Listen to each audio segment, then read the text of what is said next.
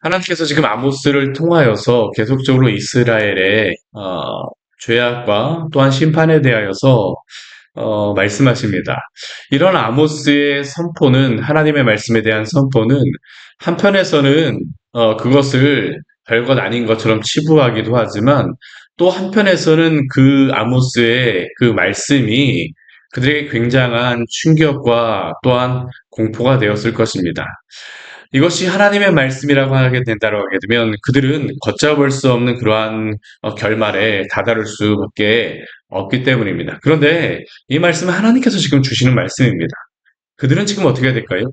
하나님의 말씀을 들어야 합니다. 우리가 3장, 4장, 5장 말씀에서 1절에 공통적인 그러한 그 단어가 하나가 나왔죠. 들으라, 들으라. 다 시작이 들으라입니다. 오늘 1절 말씀을 보게 되면 하나님께서 이렇게 이스라엘 백성에게 들으라고 말씀하세요. 이스라엘 족속아, 내가 너희에게 대하여 애가로 지은 이 말을 들으라. 아모스를 통하여서 지금 말씀하시지만 하나님께서 말씀하신 겁니다. 이스라엘 족속아, 내가 너희에게 대하여 애가로 지은 이 말을 들으라. 여기에 나와 있는 애가는 슬픈 노래입니다. 그런데 이 슬픈 노래라고 하는 이 애가는 언제 불렀었냐 하면 죽음의 때에, 멸망의 때에 불렀던 게 바로 이 애가입니다. 그러니까 지금 오늘 하나님께서 아모스를 통하여 애가를 들으라라고 말씀하시는 것은 지금 장송곡이 울려 퍼질 터인데 너희는 이것을 들으라는 것입니다. 하나님이 이 말씀을 하시는 것은 무엇일까요? 너희가 지금 이렇게 큰 위기에 처해 있다라는 것이죠. 처해 있다라는 겁니다. 사실 이것은 정말 장송곡이 맞습니다. 오늘 2절 말씀 보십시오. 처녀 이스라엘이 엎드려졌고 다시 일어나지 못한다라고 하나님께서 경고하고 계세요. 엎드려서 일어나지 못하는 것은 죽음을 말하는 것입니다. 누구도 일으킬 자가 없을 것이다라고 말씀하십니다. 누구도 도와줄 자가 없습니다. 그런데 이 시대의 가장 슬픈 장례식이 언제일까요? 가장 슬픈 애가를 부를 때가 언제일까요? 오늘 이 말씀이 이스라엘 백성에게 참 뼈아픈 그러한 하나님께서 주시는 말씀이 뭐냐면 이 말씀을 들을 때 이스라엘 족속이라고 하지만 우리 2절 말씀을 보게 되면 처녀 이스라엘이라고 말씀하시는데 처녀 이스라엘. 우리 입다의 딸이 입다가 말을 잘못하여서 그의 딸이 죽음을 처녀로 죽을 것이다라는 것 때문에 얼마나 슬픈 노래를 불렀더라고 합니까? 그리고 이스라엘 백성들도 그 슬픈 노래 때문에 그 때가 되게 되면 그 노래를 따라 불렀다라고 하는데 오늘 이스라엘이 이렇게 엎드려지는 때를 언제라고 하나님께서 말씀하시냐면 처녀 이스라엘이라고 말씀하십니다. 처녀 이스라엘. 슬플 수밖에 없는 노래죠. 이들에게는 이렇게 슬픈 노래가 울려 퍼질 때가 왔기 때문에 하나님의 말씀을 들어야 합니다. 어떤 일이 벌어질 거라고 하나님께서 말씀하십니까? 3절 말씀에 보게 되면 이스라엘 중에서 1000명의 사람들이 전쟁을 하기 위해서 행군해서 나갔는데 돌아온 사람은 100명밖에 없습니다. 100명의 사람들이 행군해서 나갔던 그러한 마을에서는 10명밖에 들어오지 못한다라고 하나님께서 말씀하십니다. 이 마지막에 이 북이스라엘의 멸망에 그러한 전쟁이 또한 그 심판 가운데에서 10분의 1의 사람들만 남고 나머지 사람들은 다 그 전쟁 가운데 죽임을 당할 것이다라는 겁니다. 너희는 이 말씀을 반드시 들어야 된다고 하나님께서 지금 그렇기 때문에 말씀하시는 것이죠. 얼마나 이들에게 경고하시는 말씀이겠습니까? 이것은 남은 자에 대해서 하나님께서 말씀하시는 것이 아니라 지금 그만큼의 사람들이 이러한 위험에 처해 있고 너희가 바로 이렇게 경각에 달려있는 상황이기 때문에 하나님께서 들으라라고 말씀하시는 것이죠. 그렇다면 이스라엘의 소망이 무엇이겠습니까? 오늘 말씀해 보게 되면 하나님께서 이렇게 경고하시고 심판에 대해서 말씀하시지만 이들에게 분명한 한 가지의 소망, 한 가지의 구원을 말씀하십니다. 그것은 무엇일까요? 오늘 4절과 6절, 뒤에 우리 8절 말씀에서 나오지만 찾으라입니다. 찾으라. 누구를 찾으라입니까? 너희는 나를 찾으라. 그리하면 살리라. 너희는 여호와를 찾으라.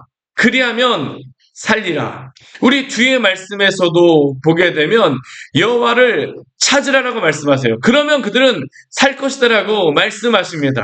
사랑하는 성도 여러분, 여호와를 찾으시기를 바랍니다. 하나님께만 구원의 소망이 있기 때문입니다. 이스라엘 백성은 지금 이렇게 장송국이 울려 퍼지는 그런 위기의 상황에 처했지만 하나님께서 이렇게 심판을 하시겠다라고 징계를 하시겠다라고 말씀하시지만 그들이 여호와를 찾게 되면 살 것이다라고 또한 약속하여 주십니다. 이 말씀은 오늘도 진리인 줄 믿습니다. 어떠한 죄인이라 할지라도 주 예수 그리스도를 찾고 부르고 믿는 자들은 오늘도 그에게 구원을 허락하여 주신 줄 믿으십시오.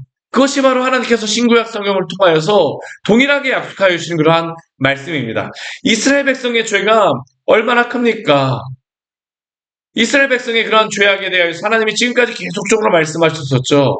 불경건함의 죄, 불의의 죄, 삶에서의 그러한 의의가 없고 또한 그들의 그러한 종교적인 그러한 하나님을 섬기는 가운데에서도 경건함이 없습니다. 근데 이들은 끊임없이 어떠한 것을 합니까? 이렇게 아모스가 그들에게 대하여서 하나님의 징계와 심판을 선언하며 너희가 돌아오라고 이야기하였을 때 이들 가운데에는 이것을 무엇으로 그냥 모면하고 그냥 넘어가려고 하냐면 종교적인 그런 행위로서 모면하고 넘어가려고 합니다. 우리 5절 말씀 같이 한번 읽어보겠습니다. 베델을 찾지 말며 길갈로 들어가지 말며 브엘세바로 나아가지 말라. 길갈은 반드시 사로잡히겠고 베델은 비참하게 될 것임이라 하셨나니. 여기에 보게 되면 하나님께서 분명히 나를 찾으라라고 말씀하십니다. 여기 베델과 길갈은 어떠한 장소일까요? 우리가 주일 말씀, 우리 그 앞에 말씀에서도 계속적으로 보았었지만 베델과 길갈은 북이스라엘에게 가장 중요한 예배의 장소였습니다. 이스라엘의 역사 가운데서도 베델과 길갈은 가장 중요한 예배의 그러한 장소였었죠. 이들이 왜 베델을 찾고 길갈로 찾겠습니까? 이러한 심판의 것을 이야기하니까 우리가 하나님한테 가서 예배 드리면 되지. 가서 그냥 회개하면 되지. 근데 이들의 진정한 문제는 무엇일까요? 자신들의 그 죄에 대해서 고치지는 않습니다. 하나님께 회개하며 돌아오진 않습니다. 회개의 신용은 있을지 모르지만 모습은 있을지 모르지만 하나님께 돌아오지 않는 것이 바로 이들의 모습이죠. 종교적인 신념은 있습니다. 종교적인 행위는 있습니다. 이들이 얼마나 그 열심, 종교적인 열심 가운데에 또한 있는지 우리에게 이렇게 말합니다. 베델과 길갈 같은 경우는 남유다의 그러한 종교적인 그러한 유서 깊은 장소이지만 이들이 예루살렘은 여기에서 하나님께서 언급하지 않지만 북이스라엘이 예루살렘은 가지 않을지 모르지만 어디는 가냐면 브엘세바를 갑니다. 브엘세바. 이 브엘세바는 어떤 장소일까요? 우리가 그 남유다와 북이스라엘이 하나의 나라였을 때, 솔로몬 시대, 다윗 시대에 하나의 나라였을 때 가장 북쪽은 단이었습니다. 가장 남쪽은 어디냐 하면 바로 이 브엘세바입니다. 지금 이 브엘세바로 나온다라는 것은 무엇이냐면 북이스라엘의 그러한 예배의 장소가 아니라 브엘세바까지 가서 하나님을 찾는다라는 겁니다. 왜 이들이 브엘세바에 갔을까요? 브엘세바도 굉장히 종교적으로 이스라엘 민족에게는 예배의 그러한 유서 깊은 장소였기 때문입니다. 아브라함이 이 브엘세바에 가서 거주하게 되어집니다. 이것도 아브라함이 가서 하나님께 예배하였던 그러한 장소였었고 이삭과 또한 야곱이 이곳을 지나다니면서 족장의 도로가 시작되는 곳이 바로 이곳이었습니다. 이들에게는 이 브엘세바도 그들의 조상의 그러한 모습으로 본다는 모습의 그러한 예배의 그러한 모습을 본다면 성지와 같은 곳이었습니다. 성지였습니다. 이들은 북이스라엘뿐만 아니라 이 북이스라엘의 가장 북쪽의 끝인 베델뿐만 아니라 거기를 넘어서 브엘세바까지 와서 하나님을 찾는 그러한 예배를 드리는 열심을 있었던 겁니다. 근데 이들의 진정한 문제는 무엇입니까? 하나님을 찾지는 않습니다. 종교적인 행위는 있었을지 모르지만 하나님은 찾지는 않습니다. 하나님을 예배하지는 않습니다. 이들이 단순히 이렇게 가는 이유는 무엇일까요? 이 문제를 모면하기 위하였었죠. 중심에 하나님을 섬기지는 않고 하나님을 경외하는 모습은 없으면서도 그냥 예배적인 행위에만 몰두하고 있는 것입니다. 이것은 오늘 우리에게도 또한 주시는 말씀이라고 할 수 있지 않습니까? 하나님을 전심으로 중심으로 예배하는 성도님들이 되시기를 축원합니다. 하나님은 정말로 당신을 찾기를 원하십니다. 우리가 단순히 외적인 그런 환경에만 몰두해갖고 경건한 느낌이 난다. 무엇이 있다. 우리는 정말로 하나님을 찾아야 됩니다. 경건한 환경이 아니라, 경건한 어떠한 모습이 아니라 하나님을 찾아야 됩니다. 경건의 모양은 있으나 경건의 능력이 없다라고 하는 의미가 바로 이것입니다. 하나님은 없고, 하나님을 예배함은 없고, 나의 그러한 종교심만을 채우고자 하는 것. 근데 문제는 무엇일까요? 아무리 그들이 이렇게 종교적인 그러한 그 모습을 가지고 나아간다 할지라도 이것을 가지고 하나님 앞에 무엇으로 그들이 자신들의 그러한 마음을 숨기려 한다 할지라도 하나님을 내 편으로 만들려고 한다 할지라도 그들의 그러한 종교심으로 하나님을 조작할 수가 없습니다. 왜요? 하나님은 스스로 있는 자이시기 때문입니다. 그러면 이들은 어떻게 해야 될까요? 하나님이 내 편에 와서 나에게 축복을 달라고 하는 게 아니라 그들이 회개하여서 하나님 편에 서야 될 줄 믿습니다. 우리는 하나님 편에 서야 됩니다. 하나님 편에 서야 됩니다. 그 뒤에 한번 말씀을 한번 보십시오. 이들의 그러한 죄가 무엇입니까? 이들의 그러한 고치지 않는 그러한 형태가 무엇입니까? 우리 7절 말씀해 보게 되면 이들에 대하여서 하나님을 부엘세바까지 예배하러 온다 그러지만 이들의 회개하지 않는 모습을 향해서 7절 말씀에 보면 하나님이 이렇게 말씀하십니다. 우리 같이 한번 읽어보겠습니다. 정의를 쓴쑥으로 바꾸며 공의를 땅에 던지는 자들아. 정의와 공의를 쓴쑥으로 바꾸고 그 공의를 땅에 던져버립니다. 정의를 쓴쑥으로 바꾼다라고 하는 것은 나의 이익을 위하여서 조금의 나의 이익을 위하여서 정의를 버려버리는 것이죠. 옳은 게 중요한 게 아닙니다.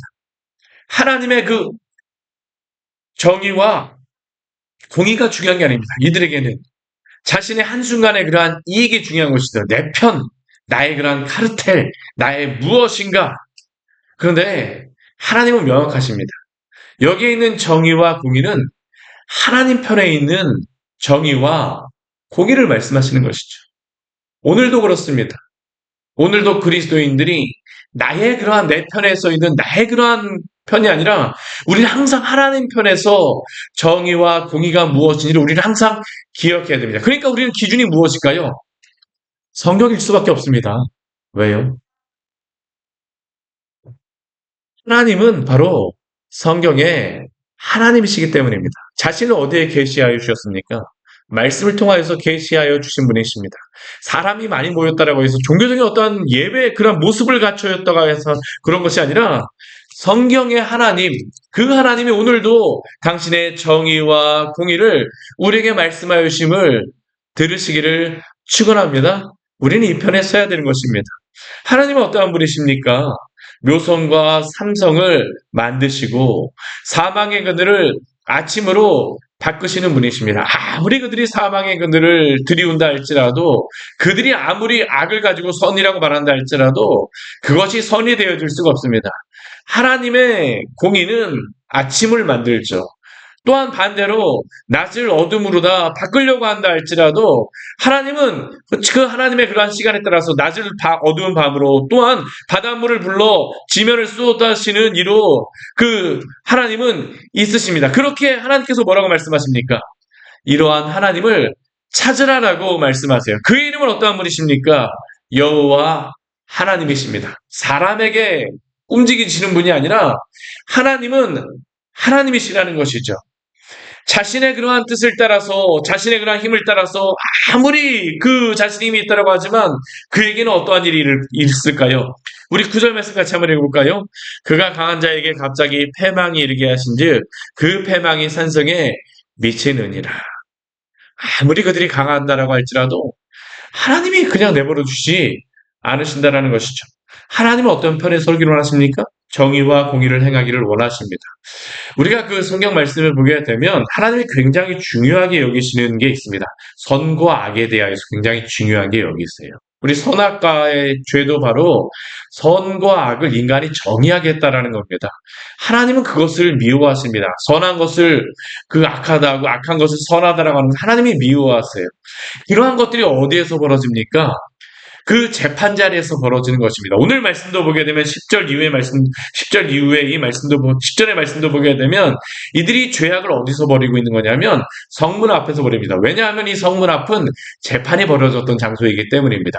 성문 앞에서 책망하는 자를 미워하며 옳은 말을 하는 사람을 듣기 싫다라고 이야기합니다. 정직히 말하는 자를 싫어합니다. 하나님의 그러한 선지자들의 그러한 말씀을 듣기 싫어하죠. 재판관들이 이것을 듣기 싫어하는 것입니다. 그리고 그들은 어떻게 합니까? 힘없는 자를 밟고 그에게서 미래의 부당한 세를 거둡니다. 불의를 행합니다. 올바름이 없습니다. 그러면서 자신들의 그런 치부를 통하여서 다듬은 돌로 집을 건축하였으나 하나님이 뭐라고 말씀하십니까?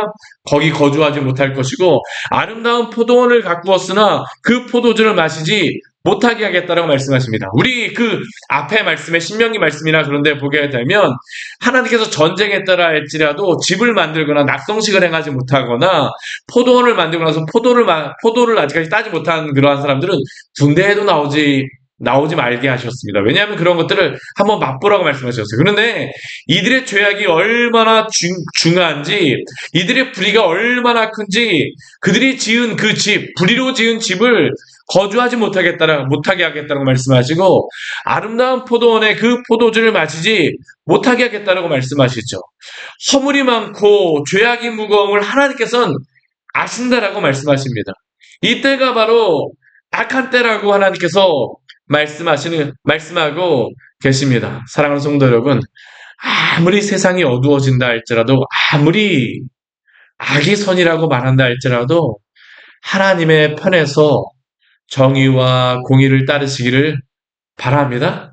아모스서는 계속적으로 이것을 말씀하고 있습니다.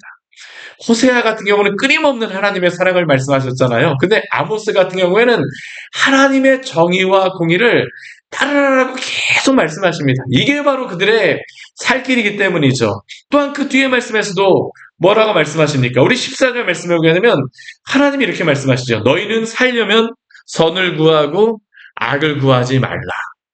여호와를 찾으라라고 하는 게 바로 이들의 삶에서는 무엇으로 나타난 겁니까? 선을 구하고 악을 구하지 말라라고 말씀하십니다. 우리 그 뒤에 보게 되면 그러한 자와 함께 하나님께서 어떻게 하시겠다고 말씀하십니까? 여호와께서 너희의 말과 같이 너희와 함께 하시리라. 우리가 악을 행하면서 하나님을 내 편으로 라고 말하는 게 아니라 우리가 하나님 편에 가게 되면 하나님이 오늘도 우리와 동행하시며 또한 당신의 복을 우리에게 내려줄 줄 믿으십시오. 이게 그리스도인들이 살아가는 방식입니다. 하나님이 이런 때에 함께하겠다라고 말씀하세요. 15절 말씀에도 이렇게 말씀하십니다. 너희는 악을 미워하고 선을 사랑하며 성문에서 정의를 세울지어다. 그 재판의 그러한 자리에서 악을 미워하고 선을 사랑하라고 말씀하시죠. 오늘 대한민국 바로 이 법정 싸움이 벌어지고 있지 않습니까? 참 안타깝습니다. 그러나 우리는 기도해야 됩니다. 하나님의 선이 이 시대 가운데에서 올바로 선포되어지며 세워지게 하여 주시옵소서. 이것이 무너지게 되면 어떻게 할까요? 우리 그 16절 말씀해 보게 되면 애가로 시작하였는데요. 우리 16절 말씀해 보게 되면 애가로 끝나고 있습니다. 울겠고 슬프소이다 슬프도다 애곡하게 하며 울음꾼을 불러다가 울게 할 것이며 17절 말씀에도 모든 포도원에서 울리니 만약 그들이 하나님을 찾지 않고 그들이 선을 구하고 악을 구하지 않게 되면 그들에게 애가가 불리리라고 말씀하세요. 하나님이 우리 17절 말씀을 보게 되면 이렇게 말씀하십니다. 이는 내가 너희 가운데로 지나갈 것임이니라. 우리 하나님이 지나가신다라는 의미는 어떠한 의미입니까? 우리 출애굽기 말씀을 보게 되면 여러분들 기억나십니까?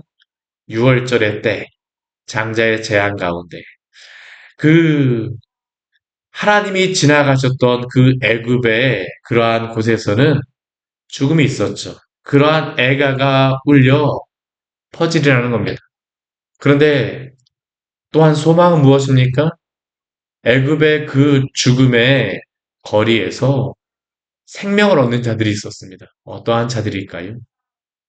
어린 양의 피를 문 임방과 문설주에 발랐던 그러한 지배입니다. 오늘도 동일합니다.